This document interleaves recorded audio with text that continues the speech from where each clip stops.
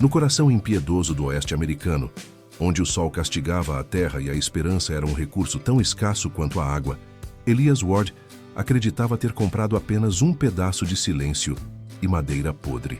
Por $22, uma ninharia até mesmo para um homem com os bolsos quase sempre vazios, ele se tornou dono de um rancho esquecido pelo tempo e pelos homens, um lugar que prometia apenas o isolamento que sua alma cansada buscava. Ele não imaginava que, em vez de solidão, encontraria um destino entrelaçado com o de uma mulher suspensa, entre a vida e a morte, uma alma resiliente que carregava o peso da injustiça e o segredo de uma nação inteira. Ao empurrar a porta rangente do casebre principal, o cheiro de poeira e abandono o atingiu, mas foi uma visão macabra que paralisou seu coração. Pendurada em uma viga, com uma corda áspera no pescoço, estava uma jovem. Seus pés não tocavam o chão, e seu corpo balançava suavemente, como um pêndulo macabro marcando os últimos segundos de uma vida roubada. Movido por um instinto que ele mesmo não compreendia, Elias correu, sacou sua faca e cortou a corda com um único golpe desesperado. A mulher caiu em seus braços, um peso frágil e quase sem vida. Era Lydia Cain, uma filha da nação Apache, e seus olhos, quando se abriram por uma fresta, revelaram um universo de dor. Ela não estava ali por acidente, nem por desespero próprio. Fora uma sentença cruel executada pelos homens de Thaddeus Blackwood, o barão do gado cujo poder se estendia por todo o vale como uma praga. Blackwood a queria morta, assim como queria sua terra, o lugar sagrado que os ancestrais de Lydia chamavam de Olho do Deserto. O que Thaddeus Blackwood não sabia, em sua arrogância desmedida, era que ao tentar silenciar aquela mulher, ele havia, na verdade, acendido a chama da sua própria destruição. Ele cobiçava a fonte de água que o pai de Lydia descobrira, uma nascente que brotava milagrosamente no meio da aridez, mas ignorava um segredo muito mais profundo, um segredo selado em papel antigo e na memória da terra. A vida o faria pagar caro por sua crueldade, e aquele rancho de $22 seria o palco de sua ruína. Lydia tossiu, o ar rasgando sua garganta ferida, enquanto Elias a deitava suavemente no chão poeirento. As marcas da corda em seu pescoço eram um colar de violência, um testemunho da brutalidade de Thaddeus Blackwood. Ele era um homem que construíra seu império sobre os ossos e os sonhos de outros, um predador com olhos de gelo e um coração de pedra. Blackwood vira a nascente de Lydia, não como um milagre da natureza, mas como um ativo a ser controlado, a chave para monopolizar toda a água da região e subjugar cada rancheiro, cada família, à sua vontade. Ele ofereceu uma quantia irrisória pela terra, um insulto disfarçado de oferta. Quando o pai de Lydia recusou, com a dignidade de um homem que protegia o túmulo de seus ancestrais, Blackwood mostrou sua verdadeira face. Seus capangas chegaram ao anoitecer, com tochas e rifles, expulsando a pequena comunidade Apache a fogo e chumbo. O pai de Lydia caiu defendendo seu lar, e ela, a última guardiã do segredo da fonte, foi deixada para morrer de uma forma que parecesse um ato de desespero. Um recado para quem ousasse desafiá-lo. Mas o destino tinha uma surpresa reservada para o tirano. A chegada de Elias Ward, um forasteiro sem nome e sem passado aparente, foi a peça que o karma moveu no tabuleiro. Ele não era um herói em busca de uma causa. Era apenas um homem cansado, fugindo das memórias de uma guerra que lhe roubara tudo. No entanto, ao olhar para o rosto machucado de Lydia, algo dentro dele despertou. Ele viu nela a mesma injustiça que devastara sua própria vida. Cuidar dela tornou-se sua missão silenciosa. Nos dias que se seguiram, enquanto Lydia recuperava lentamente suas forças, ela contou sua história em sussurros roucos. Falou da água da cobiça de Blackwood, do massacre de seu povo. Cada palavra era uma brasa de dor e revolta. Elias ouvia, e a paz que ele viera buscar naquele rancho abandonado foi substituída por uma fúria fria e determinada. Ele não sabia, mas ao comprar aquela propriedade inútil, ele havia adquirido sem querer a única arma que poderia derrubar o império de Blackwood. A ironia era brutal, mas a justiça divina muitas vezes se esconde nos detalhes mais insignificantes. O sofrimento de Lydia era uma ferida aberta na alma do vale. Depois de ser expulsa de sua terra, Ela e os poucos sobreviventes de sua comunidade vagaram pelo deserto, humilhados e famintos. Eles buscaram ajuda na cidade mais próxima, um aglomerado de casas de madeira e poeira chamado Redemption, um nome que soava como uma piada cruel. O xerife, um homem de barriga proeminente e olhos esquivos, chamado Jebediah Stone, era um cão de guarda no bolso de Thaddeus Blackwood. Ele ouviu a história de Lydia com um desprezo mal disfarçado, seus lábios se curvando em um sorriso de escárnio. Disse que se tratava de uma disputa de terras, que os índios não tinham títulos de propriedade e que Blackwood era um benfeitor da comunidade, um homem de progresso. Ele os enxotou de seu escritório como se fossem moscas, ameaçando prendê-los por vadiagem se os visse novamente. A porta se fechou com um baque surdo, o som da lei se tornando cúmplice da tirania. As lágrimas rolavam pelo rosto de Lydia, não de autopiedade, mas de pura frustração. Ela viu seu povo, idosos com os corpos curvados pela idade e crianças com os olhos grandes e assustados, sentados na poeira da rua principal, ignorados pelos habitantes da cidade. As pessoas passavam por eles, algumas com pena, outras com medo, mas a maioria com uma indiferença gélida. Eram os selvagens, os outros, um problema que ninguém queria para si. Lydia tentou falar com o padre local, um homem de batina surrada e olhar cansado, na esperança de que a casa de Deus pudesse oferecer algum consolo ou intercessão. O padre ofereceu-lhes pão e água, mas suas palavras eram vazias de esperança. Ele falou sobre aceitar o sofrimento e rezar por seus inimigos, conselhos que soavam como um insulto à dor palpável deles. Ele também temia Blackwood, pois a igreja se erguia em um terreno doado pelo próprio barão do gado. A teia de poder de Blackwood era vasta e sufocante. Desesperada, Lydia usou as poucas moedas que lhe restavam para enviar um telegrama a um agente federal em uma cidade distante, detalhando o massacre e o roubo da terra. Durante semanas, ela esperou por uma resposta que nunca chegou. A mensagem provavelmente fora interceptada ou simplesmente descartada por um burocrata indiferente. Enquanto isso, a crueldade de Blackwood se intensificava. Ele começou a construir uma cerca em torno da nascente, contratando guardas armados para patrulhar o perímetro dia e noite. Ele queria garantir que nenhuma gota daquela água preciosa chegasse a mais ninguém. Para os pequenos rancheiros do vale, aquilo era uma sentença de morte. Suas terras começaram a secar, seu gado a morrer de sede. Eles também tentaram protestar, mas foram recebidos com a mesma arrogância e ameaças que Lydia enfrentara. Blackwood se sentia um rei em seu domínio, intocável e onipotente. Logo ele pagaria caro por sua crueldade, pois cada lágrima de desespero que ele causava era uma dívida que o karma estava anotando em seu livro. Foi nesse cenário de desolação que a tentativa de assassinato de Lydia aconteceu. Vendo-a como o último símbolo de resistência, o último elo vivo com a terra roubada, Blackwood ordenou a seus capangas que a eliminassem de uma vez por todas. Eles a encontraram sozinha, coletando raízes para alimentar as poucas crianças que restavam, e a arrastaram para o rancho abandonado que Elias Ward, por uma incrível coincidência do destino, estava prestes a comprar. Eles queriam que sua morte parecesse um suicídio, o fim trágico de uma mulher quebrada pela perda.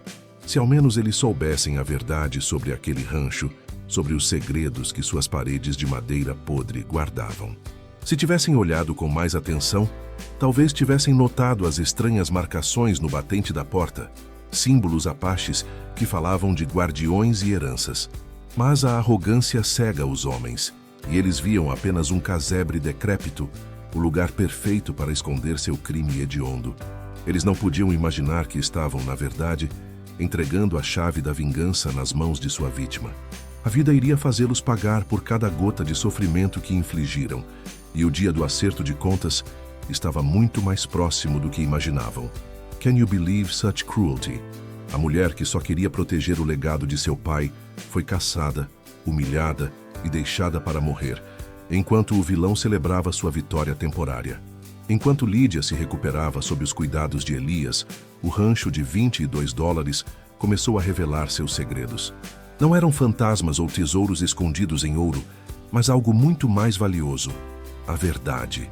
Elias, um homem prático e observador por natureza, notou que a construção do casebre era peculiar. Sob uma tábua solta no assoalho, escondida sob um velho tapete de couro, ele encontrou um pequeno compartimento secreto. Dentro, envolto em pele de veado, estava um diário de capa de couro, suas páginas amareladas e repletas da caligrafia do pai de Lídia. Era o registro de seus últimos anos, uma mistura de observações sobre a natureza, lendas de seu povo e, o mais importante, anotações detalhadas sobre a geologia da região. O pai de Lídia não era apenas um homem espiritual, ele era um estudioso autodidata da terra. Ele havia mapeado não apenas a fonte, o olho do deserto, mas todo o sistema de aquíferos subterrâneos que a alimentava. Lídia, com os olhos marejados, traduzia as palavras de seu pai. As páginas revelavam uma descoberta espantosa. A grande nascente na terra que Blackwood roubara era apenas a manifestação visível de uma vasta rede de rios subterrâneos. E, de acordo com os mapas desenhados com carvão pelo velho Apache, essa rede de água convergia para um ponto final, um lugar onde a água se acumulava em um reservatório natural profundo, bem abaixo da superfície. Esse ponto terminal, o coração oculto de toda a bacia hidrográfica, localizava-se exatamente sob o terreno do rancho que Elias havia comprado. Aquele pedaço de terra, considerado seco e inútil por todos, era, na verdade, a chave mestra de toda a água do vale. O que Thaddeus Blackwood não sabia era que, ao tomar a fonte, ele havia pego apenas o galho, deixando a raiz para trás. A ironia era de uma poesia cruel e magnífica. Enquanto isso, a arrogância de Blackwood o impedia de ver os sinais que a própria terra lhe dava. Seus homens, ao cavarem as fundações para a barragem que ele planejava construir, encontraram formações rochosas estranhas e bolsões de areia úmida, onde deveria haver apenas pedra seca. Um de seus engenheiros, um homem mais cauteloso, expressou preocupação de que a estrutura geológica da área era instável, que a fonte parecia se comportar de maneira imprevisível. Blackwood, em sua ganância cega, demitiu o homem por pessimismo e incompetência. Ele não queria ouvir nada que pudesse atrasar seus planos de controle total. Se ao menos ele tivesse conhecido a verdade contida naquele diário, teria entendido que não estava construindo uma barragem, mas sim cavando sua própria sepultura. Elias e Lídia começaram a trabalhar em segredo. Seguindo as indicações do diário, eles encontraram uma pequena fenda em uma formação rochosa nos fundos do rancho de Elias, escondida por um denso matagal. A fenda levava a uma caverna estreita e escura. Com uma tocha improvisada, eles desceram às entranhas da terra. O ar era frio e úmido, e o som de água corrente ecoava nas paredes de pedra. Eles haviam encontrado. Diante deles, em uma vasta câmara subterrânea, estava um lago de águas cristalinas, o reservatório que o pai de Lídia havia descrito. Era a prova física, inegável, de que o rancho de Elias era a verdadeira fonte de poder sobre a água. A nascente de Lídia era apenas o ladrão de uma banheira imensa e oculta. O verdadeiro tesouro sempre esteve ali, escondido sob o disfarce da pobreza. Mas a prova mais devastadora ainda estava por ser descoberta. No mesmo compartimento secreto onde encontraram o diário, havia outro documento, muito mais antigo. Era uma concessão de terras espanhola, datada de mais de um século, concedida a um ancestral missionário de Lídia. O documento, redigido em espanhol arcaico, não descrevia a terra em acres, mas em termos de seus direitos de água, concedendo ao proprietário o controle perpétuo sobre o Ojo del Desierto e suas venas subterrâneas, o olho do deserto e suas veias subterrâneas. A concessão original protegia todo o sistema de água, da nascente ao seu ponto final. A escritura de Blackwood, obtida por meios fraudulentos e recentes, era legalmente inferior a este documento histórico. Lídia, como descendente direta, era a herdeira legítima. E Elias, ao comprar a terra onde o sistema terminava, havia se tornado, sem saber, o co-guardião legal daquele direito ancestral. Naquele momento, tudo mudou. Eles não tinham apenas a verdade geológica, eles tinham a lei do seu lado. A armadilha para Thaddeus Blackwood estava montada, e ele caminhava para ela com a confiança de um tolo. O dia da humilhação de Thaddeus Blackwood chegou disfarçado de celebração. Ele organizou uma grande festa em Redemption, convidando políticos, investidores e jornalistas de cidades vizinhas para anunciar oficialmente seu projeto da barragem. Seria sua coroação como o rei indiscutível do vale.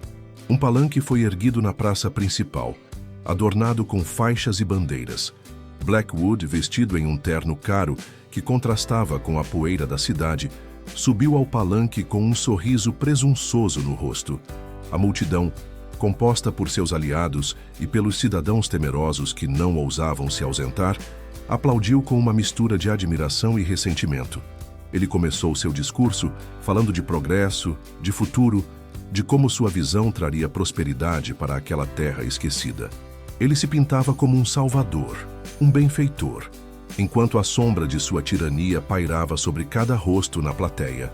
Foi nesse momento de autoglorificação que Elias e Lídia apareceram. Eles não vieram armados com rifles, mas com a verdade. Elias caminhou com passos firmes e silenciosos, abrindo caminho pela multidão, enquanto Lídia o seguia, sua postura ereta e seu olhar faiscando com uma justiça há muito adiada. A multidão se abriu, um murmúrio percorrendo as pessoas. Can you imagine this scene? O vilão em seu pedestal e as vítimas que ele tentou destruir emergindo das sombras para o confronto final. Blackwood parou de falar, seu rosto se contorcendo em uma máscara de fúria ao vê-los. "O que diabos vocês dois estão fazendo aqui?" Ele rosnou no microfone, sua voz ecoando pela praça. "Seguranças, tirem essa gente daqui." Mas era tarde demais. Elias já estava na base do palanque, segurando os 2 documentos que mudariam tudo: o diário do pai de Lídia e a antiga concessão de terras espanhola. "Esses documentos contam uma história diferente, Blackwood", disse Elias, sua voz calma, mas carregada de autoridade. "Uma história sobre a verdadeira propriedade desta terra e de sua água." Blackwood riu, um som áspero e desdenhoso. "Papéis velhos de um selvagem morto? Você acha que isso assusta alguém?" O xerife Jebediah Stone e seus homens começaram a se mover em direção a Elias, mas pararam quando uma voz inesperada soou na multidão. Era o padre, o mesmo que oferecera apenas orações a Lídia. "Deixe-o falar", disse o padre, sua voz surpreendentemente firme. "Eu sei ler espanhol antigo. Deixe-me ver esse documento." Pela primeira vez, alguém com autoridade na cidade estava desafiando Blackwood. Um pequeno ato de coragem que acendeu uma faísca na multidão oprimida. O padre subiu ao palanque, pegou a concessão de terras das mãos de Elias e começou a lê-la em voz alta, primeiro em espanhol e depois traduzindo para o inglês. O silêncio na praça era absoluto. As palavras do documento antigo ecoavam, descrevendo os direitos inalienáveis sobre o olho do deserto e suas veias subterrâneas. Em seguida, Elias abriu o diário e explicou as descobertas geológicas, apontando para o seu próprio rancho no mapa desenhado pelo pai de Lídia. Ele explicou como a nascente era apenas a ponta do iceberg e que o verdadeiro controle da água residia na terra que Blackwood havia desprezado como inútil. Em aquele momento, tudo mudou. O rosto de Thaddeus Blackwood passou do vermelho da raiva para o branco do pânico. A cor sumiu de suas bochechas. Gotas de suor brotaram em sua testa, apesar do ar seco. Seus olhos, antes tão cheios de arrogância, agora estavam arregalados de puro terror. Ele olhou para os investidores, cujos sorrisos haviam desaparecido, substituídos por olhares de desconfiança e fúria. Ele olhou para a multidão e, pela primeira vez, não viu medo, mas desprezo. A realização o atingiu como um raio. A verdade detonou no meio de sua festa de coroação, transformando-a em seu tribunal público. Ele não havia apenas roubado uma terra. Ele havia construído seu império sobre uma fundação de areia, ignorando a rocha da verdade que estava bem debaixo de seu nariz. Sua escritura, o papel pelo qual ele matara e intimidara, não valia nada diante daquele documento antigo. A inversão de papéis foi instantânea e brutal. O rei estava nu, seu poder revelado como uma farsa. Lídia, a mulher que ele tentara enforcar e apagar da história, agora estava diante dele, não como uma vítima, mas como a verdadeira soberana daquelas terras. A narradora moral que existe em todas as histórias de justiça se rejubilou. O karma nunca esquece, e sua chegada fora espetacular. Blackwood abriu a boca para falar, mas nenhum som saiu. Ele era um homem quebrado, destruído não por uma bala, mas pela verdade. A justiça, uma vez posta em movimento, foi como uma avalanche. A revelação pública de Elias e Lydia desintegrou o império de Thaddeus Blackwood com uma velocidade impressionante. Os investidores, percebendo que haviam sido enganados e que seu dinheiro estava investido em um projeto ilegal e sem fundamento, foram os primeiros a abandoná-lo. Eles o cercaram ainda no palanque, gritando exigências e ameaças. A festa de Blackwood se transformou em um motim de homens ricos e furiosos. Mas a verdadeira justiça poética ainda estava por vir. Um dos jornalistas presentes, que viera para cobrir uma história de sucesso empresarial, agora tinha um escândalo de proporções épicas em suas mãos. Sua reportagem, enviada por telégrafo naquela mesma tarde, se espalharia como fogo em palha seca, destruindo a reputação de Blackwood em todos os cantos do território. As autoridades federais, que antes haviam ignorado o apelo desesperado de Lydia, agora não podiam mais fechar os olhos. Com a pressão da imprensa e de investidores influentes, um marechal federal foi despachado para Redemption com um mandado de prisão para Thaddeus Blackwood. A cena de sua prisão foi a humilhação final. O marechal o prendeu em público, na mesma praça onde ele tentara se coroar rei. As algemas de ferro frio se fecharam em seus pulsos, o som metálico ecoando como o sino da morte para sua vida de poder e privilégio. Os habitantes da cidade, que antes o temiam, agora o observavam com um misto de desprezo e alívio. Alguns até cuspiram no chão enquanto ele era levado, o homem mais poderoso do vale, reduzido a um criminoso comum. Aquele que humilhara tantos, agora sofria a mais profunda humilhação pública. A queda de Blackwood arrastou consigo todos os que o haviam servido. O xerife Jebediah Stone foi imediatamente destituído de seu cargo e preso por corrupção e cumplicidade nos crimes de Blackwood, incluindo a tentativa de assassinato de Lydia. Seus capangas, na esperança de sentenças mais leves, confessaram tudo, detalhando não apenas o ataque a Lydia e sua comunidade, mas também o assassinato de seu pai anos antes. Cada um deles foi condenado, trocando suas vidas de valentões a soldo por longos anos em celas escuras e úmidas. A justiça foi implacável e completa, punindo não apenas a cabeça da serpente, mas todo o seu corpo venenoso. O narrador, como um juiz moral, saboreou cada momento da queda. A vida o fez pagar por cada lágrima, por cada gota de sangue derramado. Enquanto Blackwood perdia tudo o que valorizava, sua riqueza, seu poder, sua liberdade e seu nome, Lydia e Elias ganhavam tudo o que a justiça lhes devia. A concessão de terras espanhola foi legalmente validada pelos tribunais, e Lydia foi reconhecida como a guardiã legítima do olho do deserto e de todo o seu sistema de água. De uma hora para outra, a mulher que fora caçada como um animal tornou-se a pessoa mais influente e respeitada da região. Mas ela não usou seu novo poder para vingança ou ganho pessoal.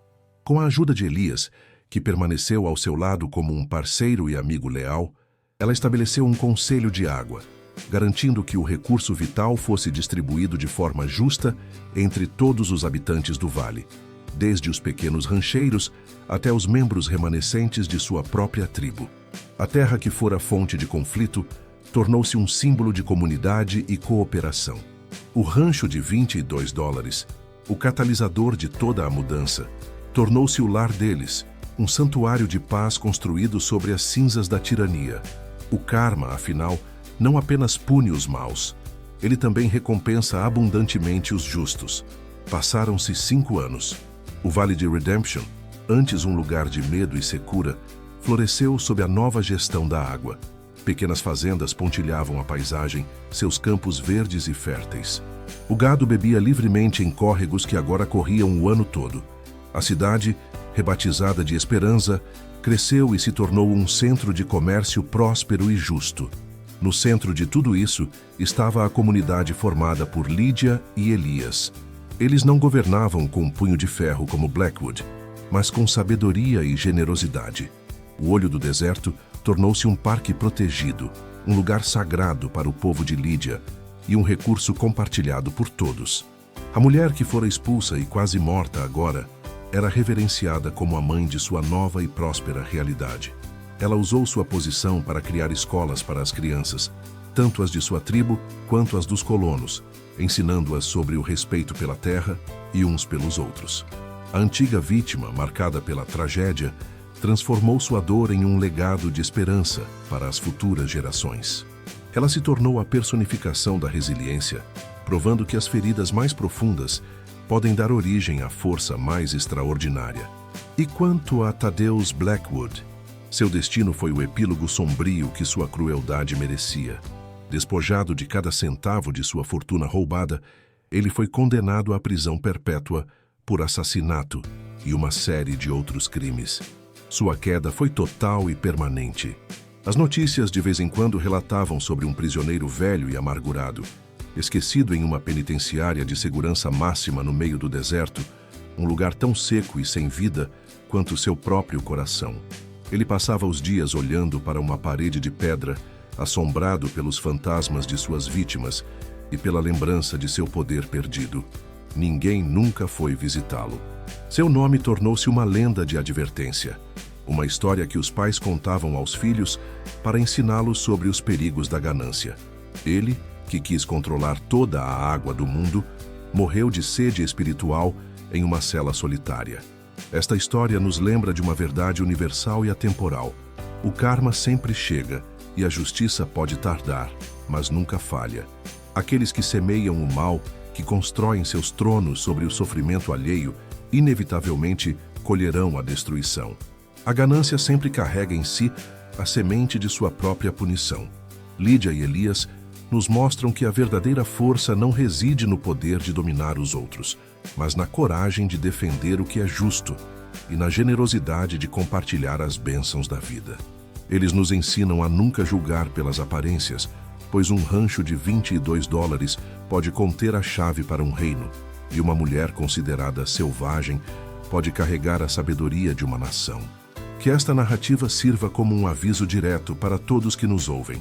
Nunca subestime a dignidade dos humildes, nem o poder da verdade, pois no grande teatro da vida, o universo tem um jeito espetacular de equilibrar as contas, e aqueles que roubam a água dos outros acabarão se afogando em seu próprio veneno.